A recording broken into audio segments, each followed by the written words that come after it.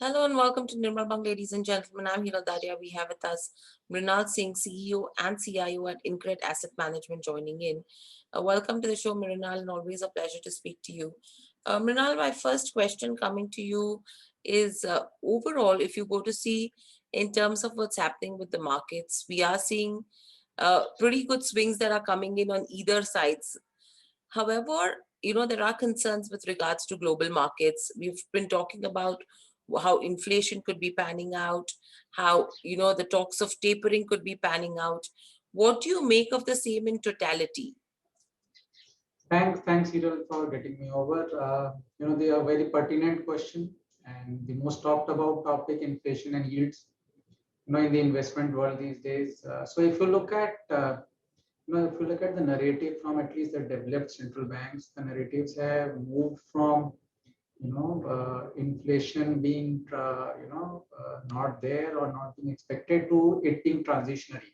A lot of belief in the uh, in the uh, in the the think tank says, a lot of inflation numbers that we are seeing or expecting is due to the supply side disruption, which might potentially, as things normalize, might go away.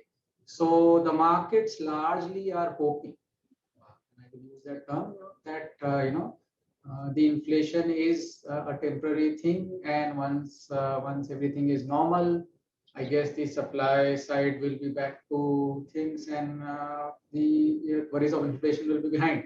Now, at least the yields also make you feel so, but in my assessment, we would like to keep a close watch Hmm. because we haven't seen the reasons why supply side disruptions have happened being completely behind us.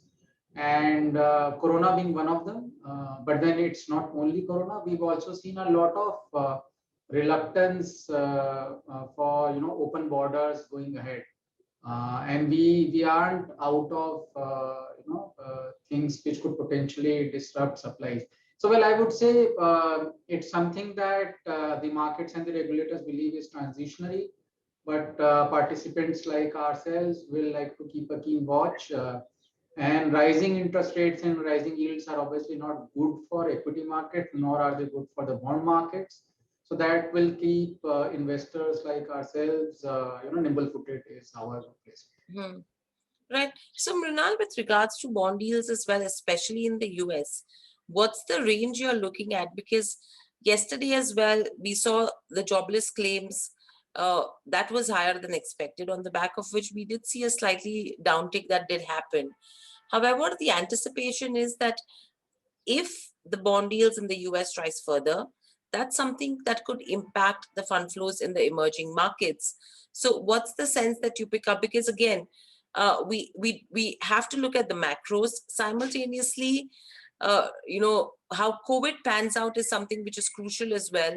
Though with increase in cases, there is increase in the number of vaccinations that are being rolled out as well. So, how do you see bond deals be moving? So, well, we've generally seen in US, at least and there is a good amount of data, long data available. So we've generally seen 2.5 is on the higher side where markets start to get really worried on the US 10-year. But then I think we are not there yet. What is also happening is, at least in the US, the data, the growth data is quite good. Potentially, if inflation does, subside subsequently, then I think yields will, maybe move in a range. I wouldn't say that they are currently in a zone where I would be worried, but then that's already today and past. So what matters is how things look going ahead. The markets are very sensitive to any data that comes out and points in hardening of either yields or inflation. So the market amplitude of reaction is quite high.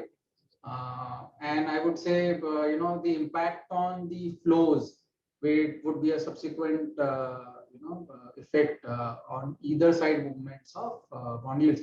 But then I think too much is made out of bond yields. Frankly, that's really true. I mean, Macro is important. I don't deny that. But then finally, this is going to be a near-term phenomenon. The markets might go up, the markets might go down.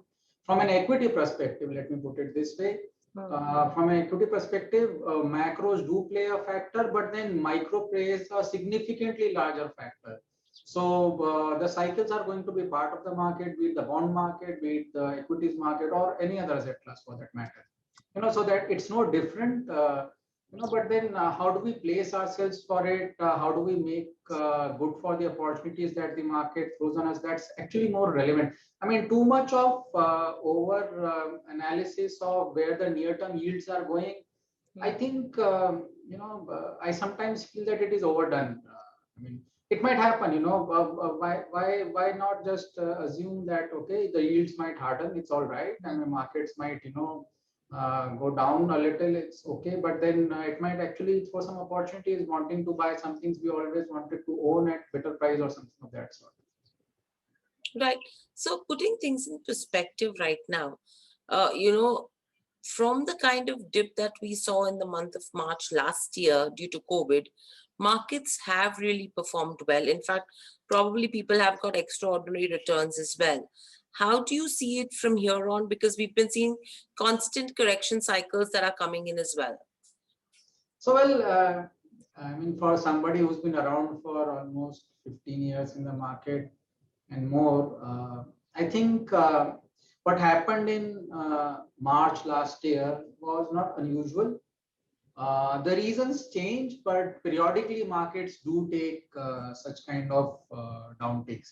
So markets falling 20-30% is something that is part and parcel of, I would say, equity markets. It's nothing unusual. In fact, what was unusual was the way in which the central bankers stepped in with tremendous amount of liquidity and support for the economy and finally the market also. So yes, the reason is not an ordinary. The corona was a reason. I think it spread damn fast. The markets finally the markets are about greed and fear. The fear played out. The reason could have been any.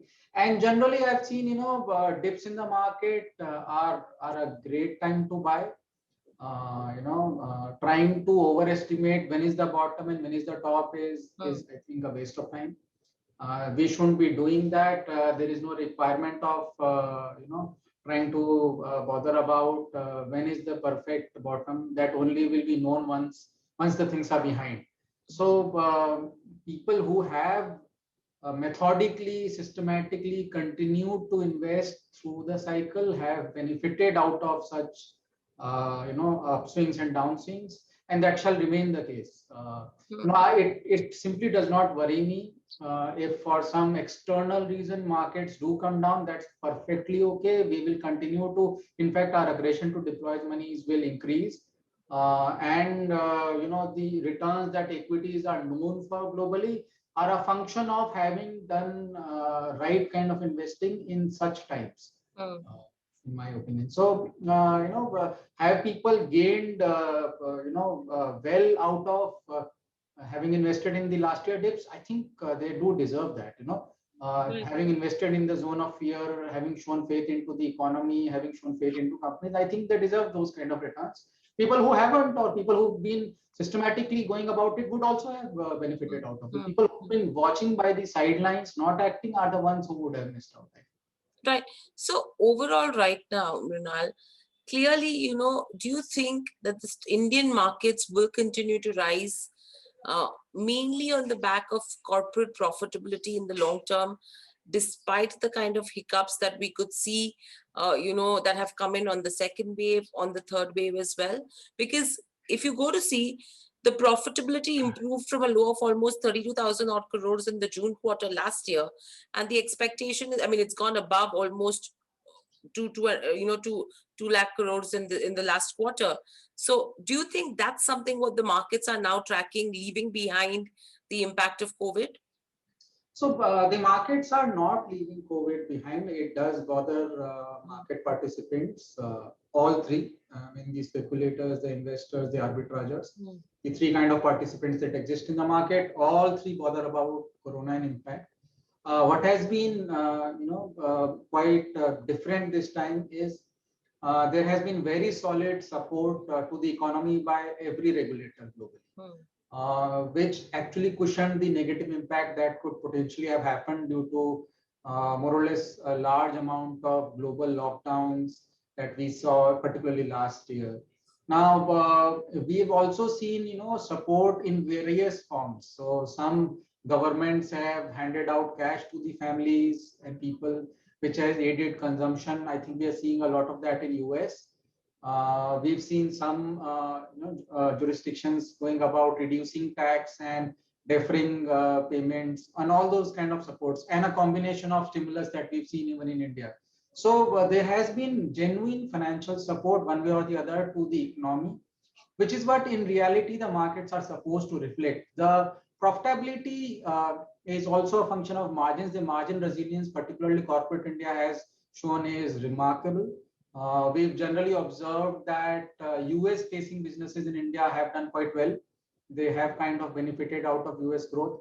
We've also seen that some data lags behind. For example, I think the capacity utilization on basic industries that gets published is still in less than 70%. So I think we are some time away before we start seeing capex announcements. The corporate India does kind of show some jitters when it comes to, is Corona behind? Can we make long-term commitments on capital and things like those? But then I would say things on the economic front, with a disclaimer that nothing serious happens, Corona or something else. I think the trajectory on the economic front looks better. The market obviously has anticipated that and already built into price some bit of those goodies. But then it still leaves scope for active investors to potentially find businesses which could potentially do better than what the markets are expecting or are undervalued relative to what they can potentially deliver in terms of earnings and profits. Okay. So with all of this, that we are mentioning right now as well, are we trying to say that India's long-term fundamentals will remain strong, taking into consideration that we've managed to stay on the path, say, of a moderate inflation regime? Our fiscal deficit somewhere is stabilized. We have a forex surplus, and there is now availability of good infrastructure, and the banking scenario is also improving. So, well, there are the good parts to it. The biggest blessing we as an economy, as a society have is, there is a lot of growth that is potentially going to happen. We have a very young society, and, a young population has a higher consumption, growing incomes. So as long as we keep generating the right kind of jobs for our people, the incomes keep rising, I think growth is inevitable. In the meanwhile, we will obviously have hiccups, we'll have cycles playing out, the interest rate cycles, the equity market cycles. There would be global disruptions for a variety of reasons.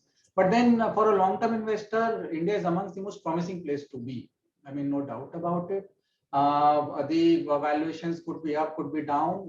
So that might require us to do some bit of tweaking on asset allocation. But do I think that the fundamentals are in place for the economy to continue to grow? The answer is yes. The question is at what growth rate in the near term and at what growth rate in the long term? They are hazy now because we are not in a stable world. It is still, we are trying to observe how things are panning out on a variety of macro issues. And at some point, the trajectory could potentially only look up. And I'm talking about the economic growth. It will definitely, as things stabilize, we are going to see the growth visibility improving and being clear compared to what we see as hazy now. Right. And overall, Mrinal, if you have to divide this between the markets right now, say from large caps to mid caps and small caps, what's the kind of trend that you're seeing? Because clearly you've seen small caps and mid caps, somewhere they've delivered higher returns than the large caps. However, the valuation gap between large cap, mid caps and small caps has narrowed down considerably. So from here on, to see that up move continue, where do you see that trend? So, what happens, let's say large, mid and small, three sub-asset classes within equity, they have a different characteristic when it comes to price discovery. Large caps price discovery is faster. They are more closely analyzed. The information flow is much more steeper. But then what we also see is, that in the small cap space, although the price discovery is delayed, but there is substantial sharp movements when it happens. We also see large amount of entrepreneurship, kind of getting visible or kind of getting implemented in the small cap space largely. So we've in the recent times we've seen the small and mid cap having caught up with the large cap rally. But in the long run, if you might be seeing 1 year, 2 year data, but if you see a 5 year data, they're more or less somewhere close. It's not very different between large, mid, and small. I would say the uptick has been in some sequence. The large moved up first, followed by mid and small. But then that will be the case going ahead also. Things might go up and down and some sequence between them. But what we are largely concerned about is, are we figuring out the right kind of businesses where we think it still makes sense to be invested from a medium to long term perspective. I am not here to trying to project or prophesize, which is going to go up. That's not something. We don't invest into indexes. That's not. We do observe them, we do analyze them, but then in reality, we buy businesses. This is where we tend to focus on. But then, broader index averages, have they moved up? The answer is yes.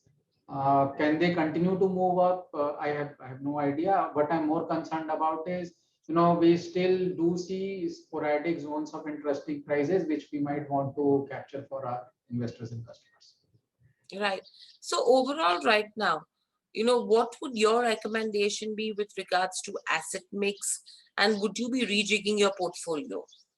So this is a most pertinent question, and I would, before we step into asset mix or asset allocation, there are two things I would like to put across. It is important that we have a watermark on the valuation before we decide asset allocation.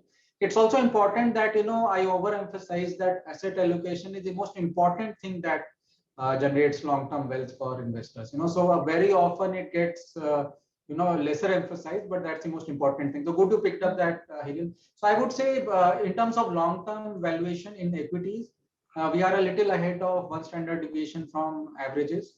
So which requires us to be wiser about how we deploy money to equities and how much we deploy.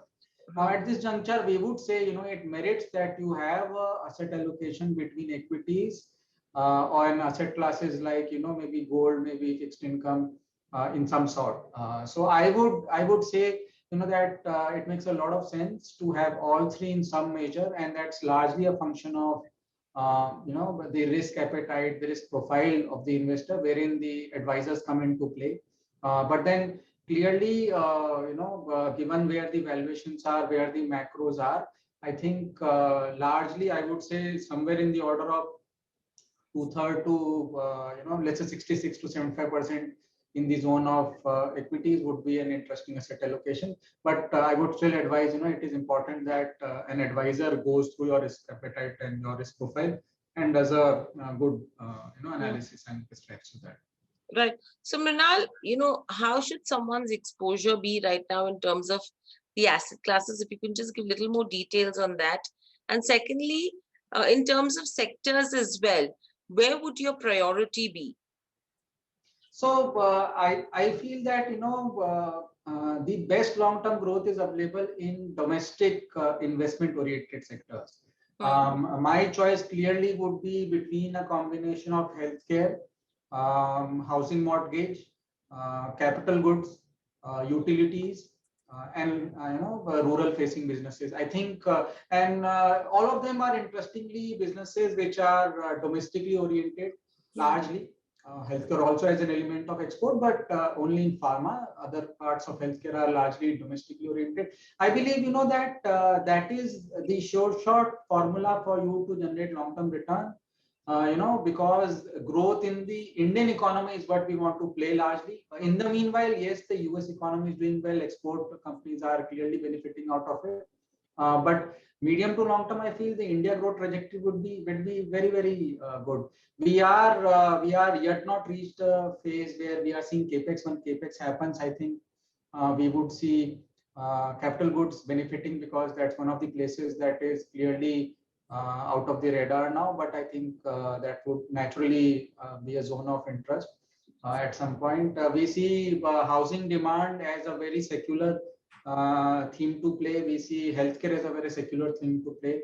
We think rural facing businesses, rural is real India. I mean, that's very large. So if you have to play India, it has to be rural. That's the under developed part of India, which is where the large amount of growth. So every time we've seen India grow sustainably for long periods of time, we've seen that has been largely driven by the rural part of India. So the government also acts as a big, catalyst in driving growth.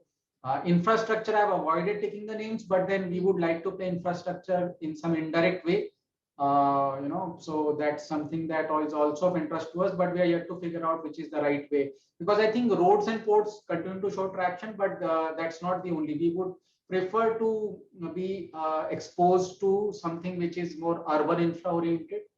I think that's something that will attract a lot of private and public capital for the next 10 years. Mm. So these are largely the zones which are of interest to us.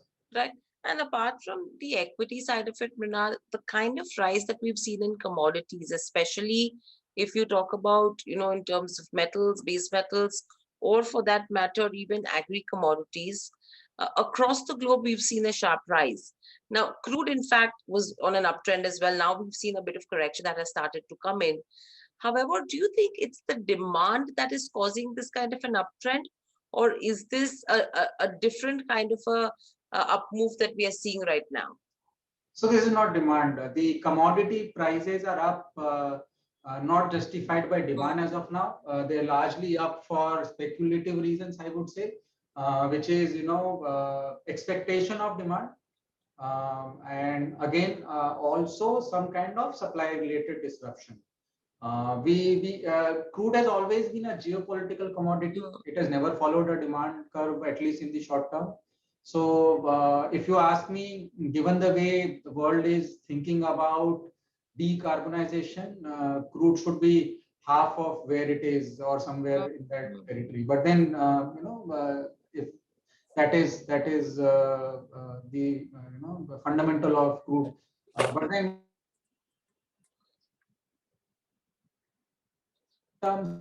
speculative prices in commodities, base metal commodities, are largely a function of expectation, supply disruption, or demand pickups. Gas can respond to sharper or harsher winters. Growth in Chinese economy generally creates uptake in base metal prices. But then there is, I have in my assessment, there is no demand-related reason for crude or commodities prices to remain sustainably high where we are seeing. Right. So overall, from here on, last two things that we want to talk about is the quarterly earnings, Mrinal, that have started to come in as well for the first quarter. What are your takeaways so far? So quarterly earnings, I would say mixed bag. The export-oriented businesses did very well. The IT results were ahead of expectation, largely.